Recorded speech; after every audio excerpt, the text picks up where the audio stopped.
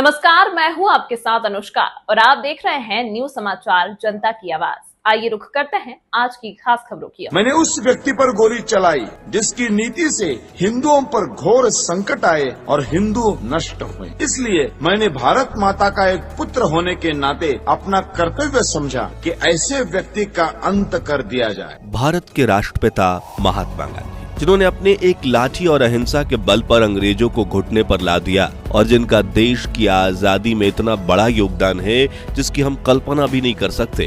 महात्मा गांधी की सराहना न सिर्फ देशवासी बल्कि पूरी दुनिया के करोड़ों लोग किया करते थे। महान वैज्ञानिक अल्बर्ट आइंस्टीन ने तो गांधी जी को लेकर ये तक कहा था कि भविष्य की पीढ़ियों को इस बात पर विश्वास करने में मुश्किल होगी कि हाड़ मांस से बना एक ऐसा कोई व्यक्ति भी कभी धरती पर आया था। दांडी मार्च के बाद गांधी जी के अंग्रेजों भारत छोड़ो आंदोलन ने देश में ब्रिटिश हुकूमत की कमर तोड़ कर रख दी, जिससे उन्हें देश छोड़कर भागना पड़ा। मगर फिर क्यों भारत का एक तबका आज भी गांधी को देश के विभाजन का कारण मानता है? क्यों नाथूराम गोडसे ने 78 वर्ष के बूढ़े और कमजोर गांधी जी की हत्या कर दी?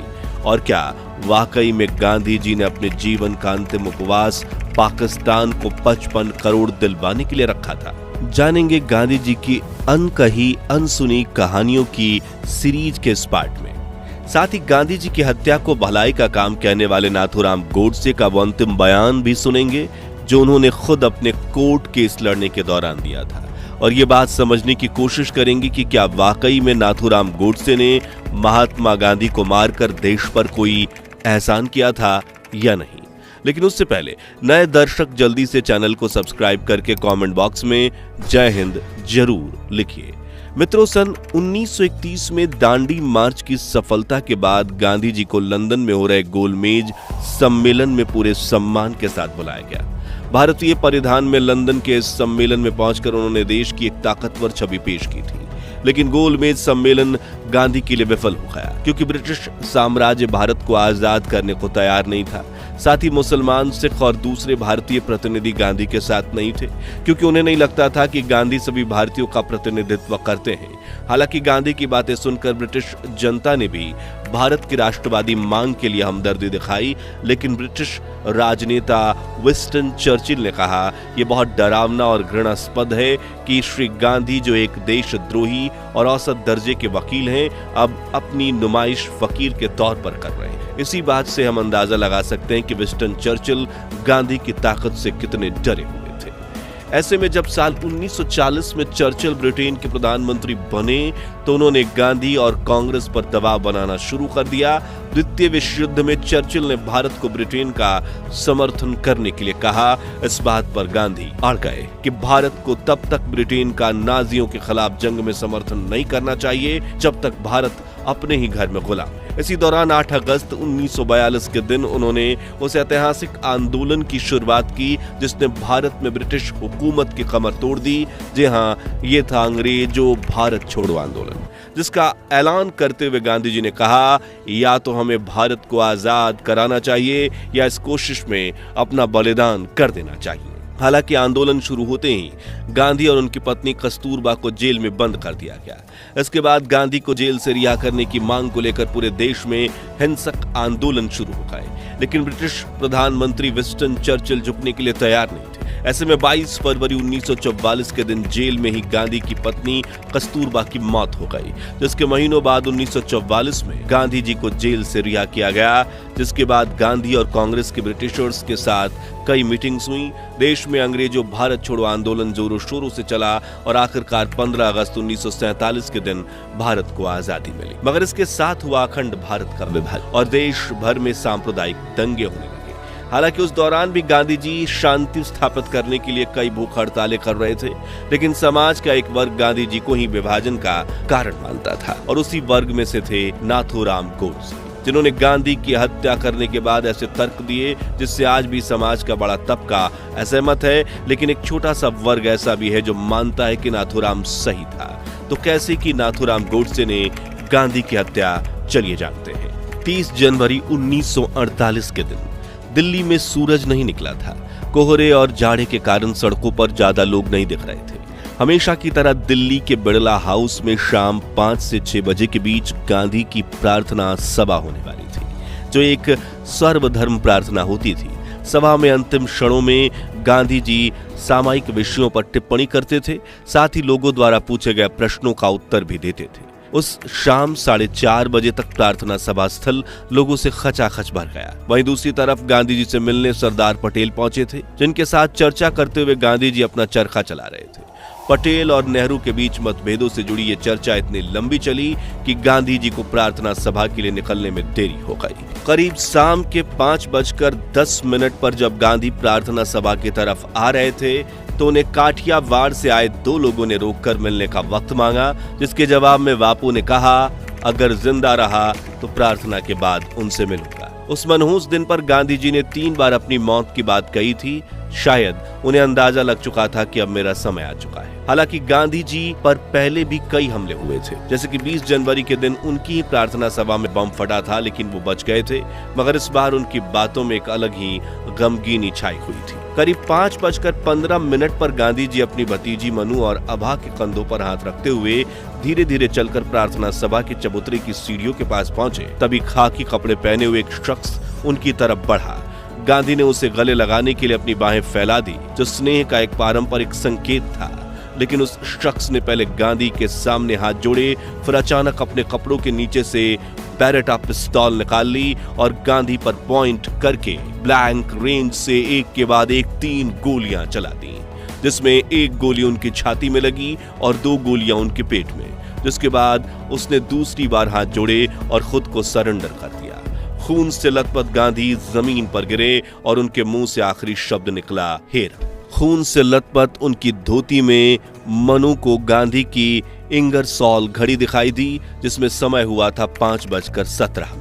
कमजोर और घायल नेता को तुरंत बिड़ला हाउस के पास के कमरे में ले जाया गया, लेकिन क्षति अपूरणीय थी। अफरा तफरी के बीच लोग अपने प्रिय नेता की मदद के लिए दौड़ पड़े, मगर उनके हिंसा के बावजूद भी क्षमा का संदेश देती दिख रही थी। अंतिम क्षण मार्मिक और गहन थे और इसी पल में भारत ने अपने राष्ट्रपिता को खो दिया, जिसकी खबर पूरी दुनिया में आग की तरफ फैल गई।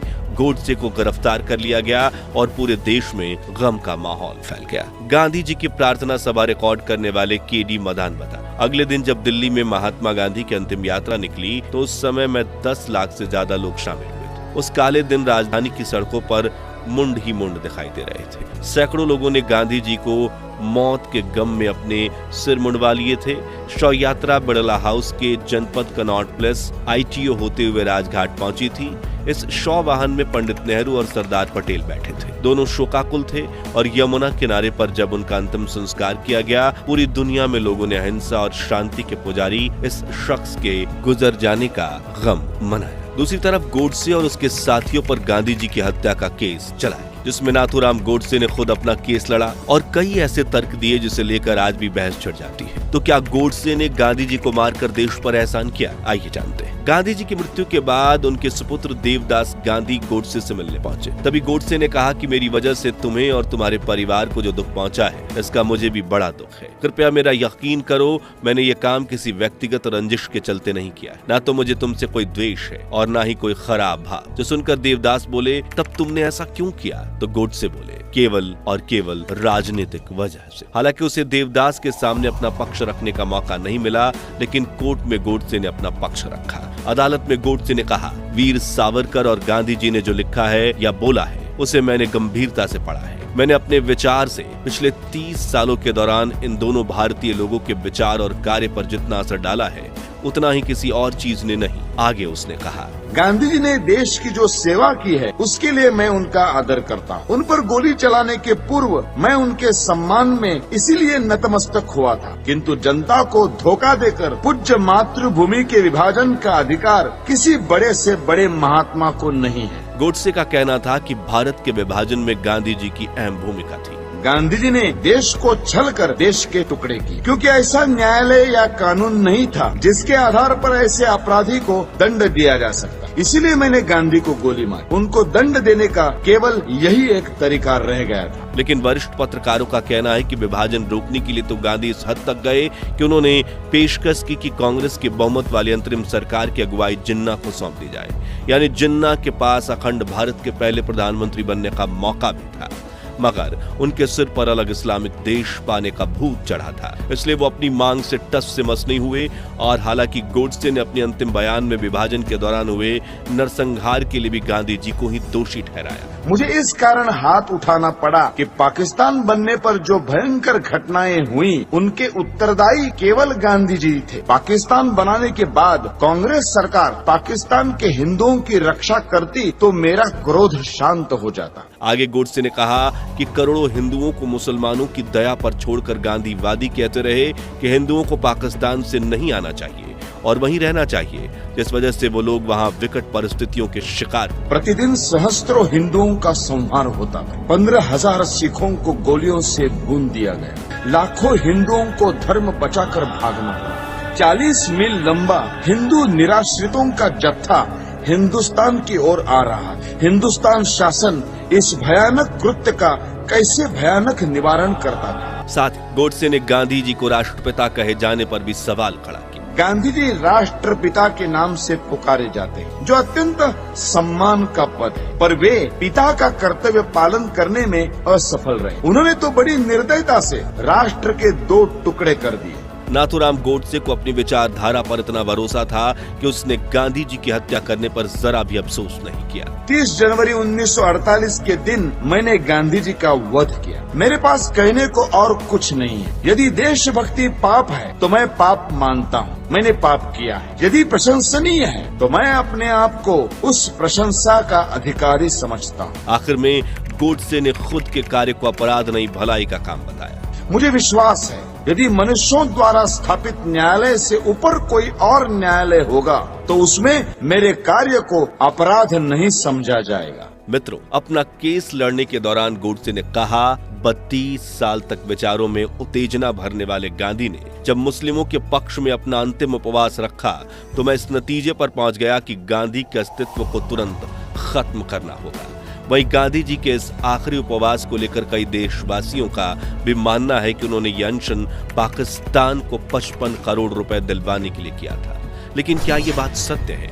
तो इसका जवाब है नहीं। इतिहासकारों के मुताबिक गांधी जी ने यह अनशन देश में हो रहे हिंदू मुस्लिम दंगों को रोकने के लिए किया। जी हाँ, सितंबर 1947 में कलकत्ता से पंजाब जाने के लिए महात्मा गांधी दिल्ली पहुंचे थे, जहां सरदार पटेल ने उन्हें बताया कि दिल्ली के हालात बिगड़े हुए।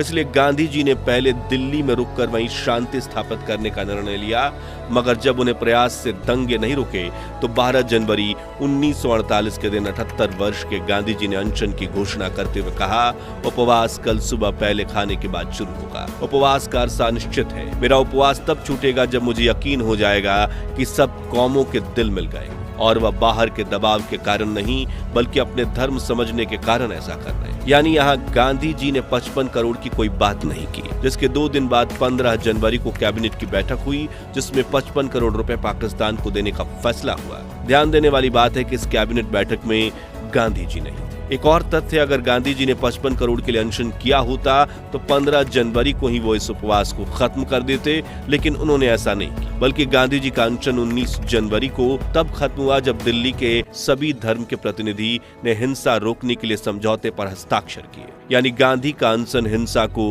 रोकने के लिए था, न कि पाकिस्तान को 55 करोड़ रुपए देने के लिए। और उस वक्त देश में हिंसा न सिर्फ मुस्लिमों बल्कि हिंदुओं पर भी हो रही थी। ऐसे में गांधी जी को किसी एक धर्म के पक्ष में कहना शायद गलत होगा। खैर, समाज का एक वर्ग नाथूराम गोडसे के तर्क का समर्थन करता है तो एक वर्ग उन्हें दोषी मानता है। लेकिन हमारा काम आपको अपनी राय बताना नहीं बल्कि इतिहास से जानकारी एकत्रित करके प्रस्तुत करना है। हमने जो कर दिया है, अब आप हमें कमेंट्स करके बताइए, क्या वाकई में नाथूराम गोडसे ने महात्मा गांधी को मारकर देश पर कोई एहसान किया था या गोडसे ने एक ऐसा अपराध किया जिसकी कभी माफी नहीं दी जा सकती। मित्रों, इस सीरीज के पहले 3 पार्ट आप डिस्क्रिप्शन और स्क्रीन पर दी गई लिंक से देख सकते हैं। और ये वीडियो पसंद आया हो तो लाइक और शेयर करके 12,000 लाइक्स के लक्ष्य को हासिल करने में हमारी मदद कीजिए। और ऐसी महान शख्सियतों से जुड़ी अनकही अनसुनी कहानियां जानते रहने के लिए हमारे चैनल को सब्सक्राइब करके पास वाली घंटी जरूर बजा दीजिए।